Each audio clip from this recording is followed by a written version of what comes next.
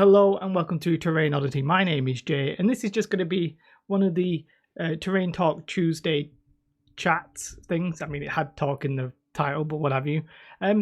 Just something that's just on my mind at the moment. I realise not everybody will even care about this, but I really dislike terrain that comes on sprues. Well, that's a double-edged sword there. It's not that I actually dislike the actual end result of the terrain. I just dislike the process of getting it off of sprues. And when I say sprues, I predominantly mean like plastic sprues.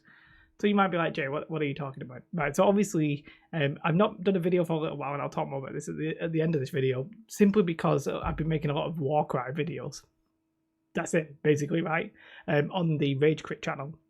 But, yes, one thing I was trying to make yesterday, and the reason for this talk, is I was trying to make the terrain for Warcry, which is, if you've not seen it, incredibly detailed, fantastic looking stuff. However, it's plastic, obviously, no problems there. It's all on sprues. And you might be like, why is that a problem? Well, you've got to clip out every single individual bit. And I know you'll be like, Jerry, we've been doing this for years, this isn't a problem. That's probably so. I was going to get you like an example to show off here, maybe of like a plastic 3D printed building. But when I compare that to just buying essentially a 3D printed piece that is all one piece in plastic, and generally it's actually cheaper than like the Games Workshop produces, if we're honest. Generally not as good because one, you get lines, two, like the detail tends to not be like as good.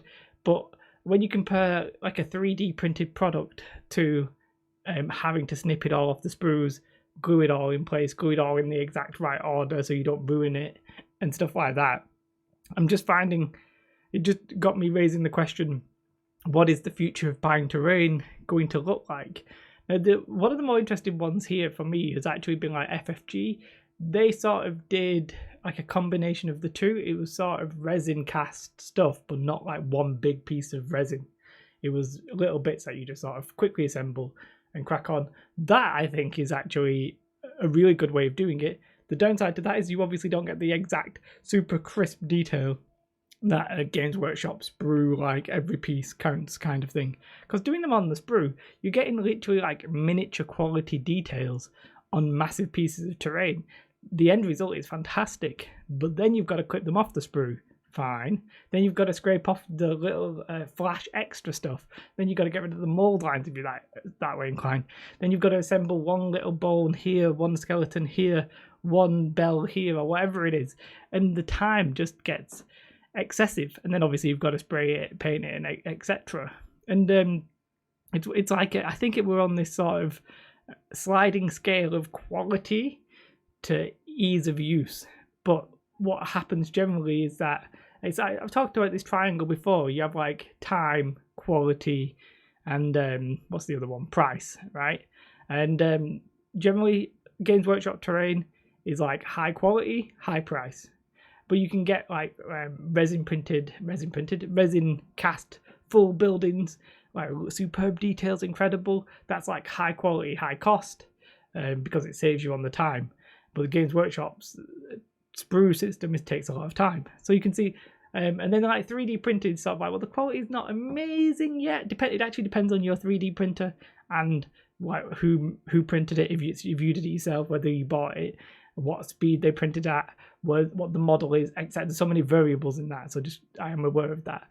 But 3D printing for me sort of possibly hitting the nice little sweet spot, as in you don't have to do anything with it, so you have to paint it, but time wise pretty good, quality wise getting better all the time, and cost wise not terrible. I think cost wise the reason it's pretty good in comparison to say something like the resin buildings is, one, the material is cheaper, it's plastic, you can use like cheap PLA plastic, and two, in theory you don't have to actively do anything, whereas a resin casting you've got to shake it, whatever. What all you do for 3D printer, even though it does take a long time, is you set the 3D printer running. Obviously you have to have a printer all set up and that kind of stuff, but you set the 3D printer running, 10 hours later you've got your product. The amount of like human effort in that is quite low. So yeah, then there's another bit which I actually do have a model, so I will very quickly get it. And that's say something like MDF kits. This is an indoor bunker. Now this MDF kit came from Battle Kiwi, but companies like Foreground, they're using a lot of this, and you can tell that this was actually like pre-painted MDF, and all I did was assemble that. It didn't take me very long, maybe an hour. I don't know, I'm actually just guessing, I can't exactly remember how long it took me, but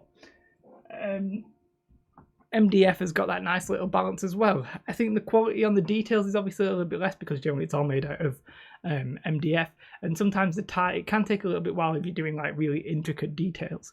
That's why I think like 3D printing might hit this sort of balance of this exact like triangle. But yeah, just sitting there last night, going through the instruction manual, cutting out one set of spikes here, going to another set of spikes here, I was just like, what am I doing? What is this? Like, it's not fun. I don't think... Does anybody enjoy just assembling miniatures and terrain the way that it says to do so? I can imagine we're like converting, and the ideas for converting it could be fun, but actually just like getting pieces together and gluing it and waiting, I don't think is enjoyable.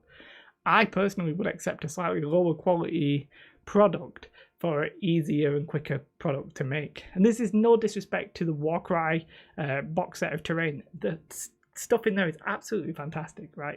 Same with the Kill Team stuff that came out like last year or whatever.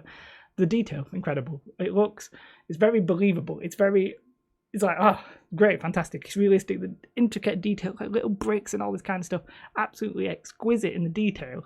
It's just the time.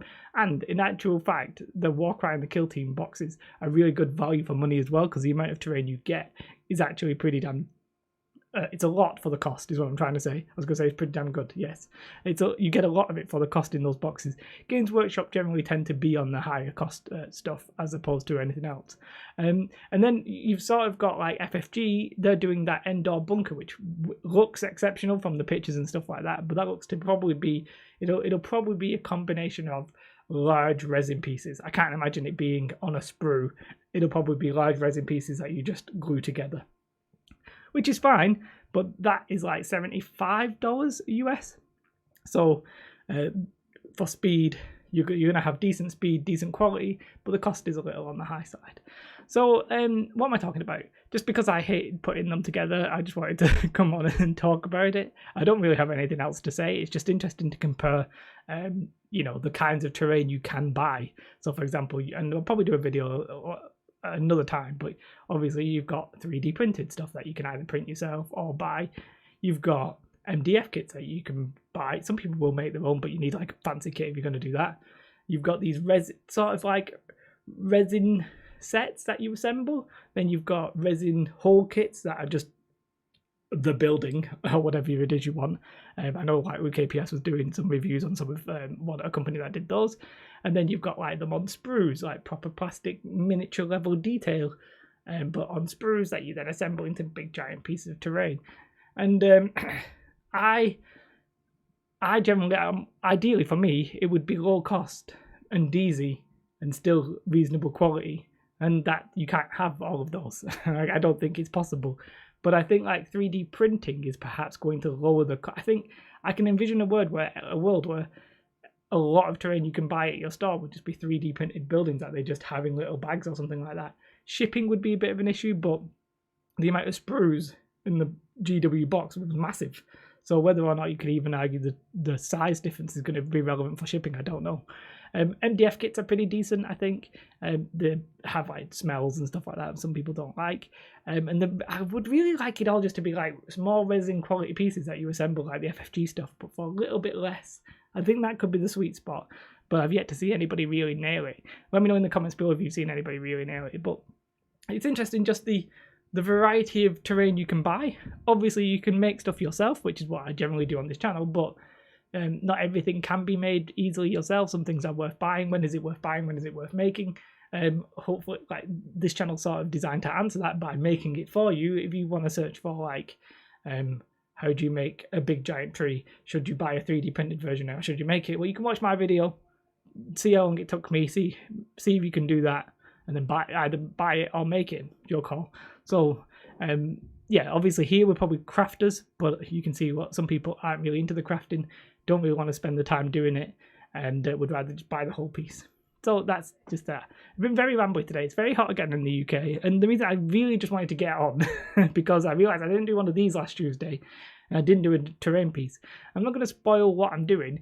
It's just taking the terrain piece that I'm making. It's just taking me a long time. I've pretty much finished it, and it will be out this Tuesday. I'm pretty confident about that. So, it's been taking me a long time, and the Warcry stuff, I've just been concentrating on making those videos. So bear with me. The Warcry release was now, so you can appreciate that won't always be the case. It won't be the pinnacle of the Warcry hype, and it's actually the Warcry terrain that's about this. So let me know your thoughts. Do you buy any terrain? If you do, what kind of terrain do you prefer to buy, and why? Are you with me? Are you with this like time, quality, cost metric, or do you think it's something completely different? Let me know in the comments below. I do wish you a fantastic day. I should stick to my regular schedule thing. Have a most beautiful day. Like and subscribe, and goodbye. Bye guys.